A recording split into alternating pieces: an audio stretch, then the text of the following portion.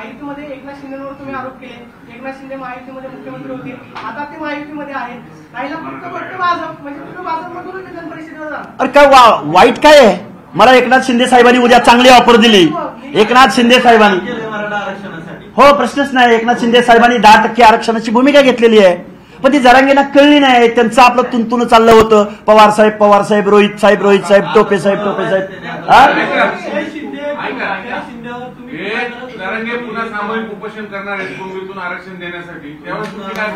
हे बघा, महाराष्ट्रामध्ये परत एकदा माझ्या मराठा बांधवांना, तरुणांना माझे हात जोडून कळकळीची विनंती आहे. माननीय मुख्यमंत्री एकनाथराव शिंदे साहेबांनी 10% एससीबीसीचं आरक्षण दिलेलं आहे. देशाचे पंतप्रधान नरेंद्र मोदी साहेबांनी घटनेमध्ये दुरुस्ती करून 10% इकॉनॉमिकल विकर सेक्शनमध्ये आरक्षण दिलेलं आहे. परत एकदा जरांगे नावाचा खुळचट माणूस, ज्याला आरक्षण पॉलिसी माहित नाही, धोरण माहित नाही, त्या माणसाच्या सांगण्यावरनं परत ओबीसी मधून आरक्षण ज्याला कुणाला पाहिजे असेल तर ते जरांगेंना सपोर्ट करतील. माझं सांगणं असं आहे की जे काही आमदार निवडून आलेले आहेत त्या सगळ्यांना ओबीसीनी निर्णायक मतदान, आपलं लाख मोलाचं बहुमूल्य मतदान दिलेलं आहे. हा महाराष्ट्र फुले शाहू आंबेडकरांच्या समतेचा महाराष्ट्र आहे. सगळ्यांच्या हिताचं धोरण, सगळ्यांच्या हिताचं आंदोलन उभं राहत असेल तर त्याला जनतेनं सपोर्ट करावा. अन्यथा जे विधानसभेला झालं ते इथून पुढच्या कालावधीत होत राहतं. ओबीसींची पहिली आमची मागणी आहे की ओबीसींचं पंचायत राज मधलं आरक्षण गेलेलं आहे, त्यासाठी निवडणुका गेल्या 2-3 वर्षापासून थांबलेल्या आहेत. पहिल्यांदा कोर्टासमोर या शासनानं, नव्या मुख्यमंत्र्यांनी पहिल्यांदा न्यायालयासमोर जाऊन हिअरिंग घेण्यासाठी विनंती करावी. ते हिअरिंग पूर्ण कराव्यात, सुनावण्या पूर्ण कराव्यात, ओबीसीचं आरक्षण सस्टेन करावं आणि पंचायत राज नगरपालिकांच्या निवडणुका घ्याव्यात. लोकल बॉडीज मध्ये बाबू लोक प्रशासन चालवत आहेत, हे लोकशाहीच्या विरोधी आहे. तेव्हा येऊ घातलेल्या मुख्यमंत्र्यानं ओबीसीला जिल्ह्याच्या ठिकाणी वसतिगृह तर द्यावं, आमचा जात वाईज सेन्सस करावा, आमच्या मुलांना महाज्योतीला लोकसंख्येच्या प्रमाणात निधी द्यावा. खूप मोठं आंदोलन आहे. जरांगेनं प्रेस घेतली म्हणून लक्ष्मण हाकेनं कंटाळा आला या जरांगेचा. अरे काय बोलतो. आणि महिला आयोगाला या महाराष्ट्रातल्या माझी विनंती आहे, वेळोवेळी, आणि मीडियाला सुद्धा विनंती आहे, वेळोवेळी शिवराळ भाषेमध्ये प्रेस घेणाऱ्या जरांगेची प्रेस तुम्ही आमच्या माता भगिनींच्या नावे अर्वाच्य भाषेत शिवीगाळ देणारा आंदोलक कसा असू शकतो. अरे यशवंतराव चव्हाण नावाचा आदर्श राजकारण्याचा वारसा असणारा हा महाराष्ट्र, त्या जरांगेंनी कालच्या प्रेसमध्ये मला किमान 10 वेळा आईवरनं शिव्या दिलेल्या आहेत. कालची प्रेस पत्रकार बांधवांनी ऐकावी. आणि अरे तो निवृत्ती महाराज देशमुख महिलांवरती एखादा शब्द बोलला तर त्याला महिला आयोगाने नोटीस पाठवली. या जरांगेनं महिलांच्या नावावरनं अर्वाच्य भाषेत शिवीगाळ केलेली आहे. महिला आयोगाच्या अध्यक्षा कुठे आहेत? एक नोटीस त्या जरांगेला पाठवा की जो माता भगिनीच्या मनात लज्जा निर्माण होईल अशी अर्वाच्य भाषेत शिवीगाळ करतो. देणार पत्र, प्रश्नच नाही. अरे महिलांच्या नावानं किती वेळा मला काल त्यानं शिवी दिली तुम्ही बघा. आणि म्हणे माझा तो दुश्मन नाही, आणि तो धनगराचीच माणसं पाडायला मिटिंगा घेतो. आम्ही आता आमचा परफॉर्मन्स दिलेला आहे, आम्ही एक पायरी सक्सेस झालेलो आहोत.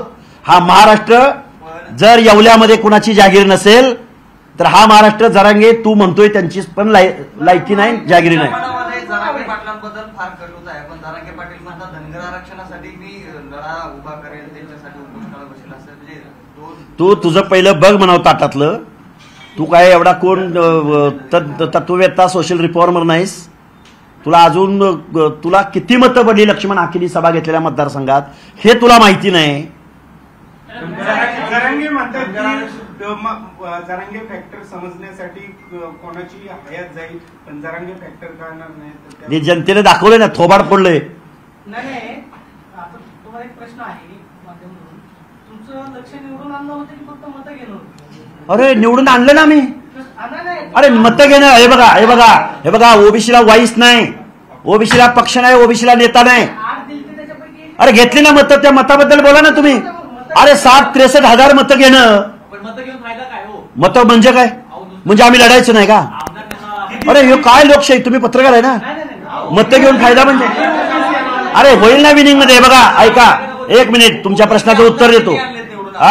ओबीसी आमदार सांगतो ऐका, ओबीसी आमदार किती निवडून आले? 7 धनगराचे आलेत, 7 माळ्याचे आलेत, 7 वंजारीचे आलेत. 3 बंजाराचे आलेत आणि तेली लिंगायताचे 7 आलेत. काढा माहिती. नाही, तिकडे एकूण 128 किती आले. झाले? एकूण तो 35-40च्या पुढे आकडा जातो. नाही, तिकडे 128 आले. हा. मराठ्यांचे एकूण मराठ्यांचे 128 नाही, किती आले? 112 आलेत. 112 अरे माझ्याकडे आहे ना, अरे माझ्याकडे आकडेवारी घेऊन आलोय मी आकडेवारी घेऊन आलोय. जरांगे ये पुढे कधी पण. कुठले 204 आणि 205? अरे महाराष्ट्रामध्ये ओबीसी पण राहतो काय. 112 आलेत. माझ्याकडे पक्ष वाईज अनालिसिस घेऊन आलोय मी. तुम्ही काय विचारणार आहे मला माहिती आहे. अरे सगळे सांगतो ना मी. 204 आकडा जरांगे आणला कुठून? मी आकडेवारी कुठल्या पक्षात सांगू तुम्हाला? 1 मिनिट, तुम्हाला एक उदाहरण देतो फक्त. अरे 1 मिनिट फक्त. हे बघा, 1 मिनिट ऐका. एक साधं उदाहरण देतो कमी लोकसंख्या असलेल्या पक्षाचं. माननीय शरदचंद्रजी पवार साहेबांचे 10 उमेदवार निवडून आलेले आहेत. त्यामधले 5 ओबीसी आहेत आणि 5 मराठा आहेत. करा अनालिसिस. मग तेच सांगतो ना तुम्हाला, आकडेवारी सांगतोय माझ्याकडं. हे बघा, त्यांच्याकडे आलेले 5 ओबीसी तुम्ही निवडून आले. कुणी निवडून आले ते बघा ना. गोपीच्या तुम्हाला सांगतो, ऐका ऐका ऐका ऐका ऐका ना, ऐका ऐका. रोहित पवार किती मतांनी निवडून आले तेच सांगतोय. नारायणआबा पाटील 10,000 पेक्षा 15,000च्या आसपास निवडून आले. कशामुळे आले? मग रोहित पवार 1200 मतांनी येतो. अरे ओबीसी फॅक्टरमुळे आले. तेच सांगतोय मी. अरे आम्ही अगोदर सांगितलंय, इथं पत्रकार सगळे आहेत, आपल्या प्रेसमध्ये सांगितलेलं होतं, जे रिझल्ट ओरिएंटेड ओबीसीचे उमेदवार असतील त्यांना आमची फर्स्ट प्रायोरिटी असेल.